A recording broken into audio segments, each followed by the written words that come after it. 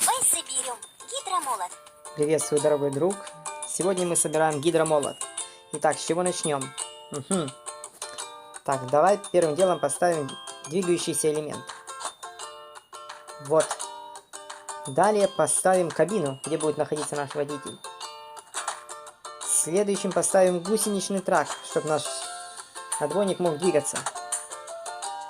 Дальше идет сам механизм этот.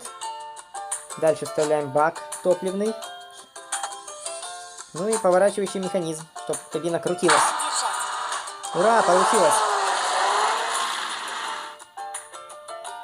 Сначала заправим гидромолот. Так, у нас команда заправить наш гидромолот. Вот сюда. Качай. Вот пошло топливо. Уже половина. Еще немножко. Продолжай. Раскурим крупные камни. Что же, давай дробить камешки.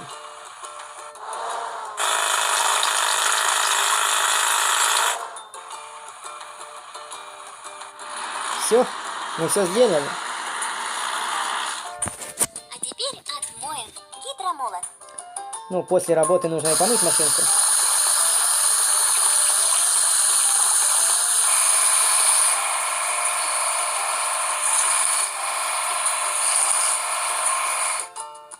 И смываем все водой.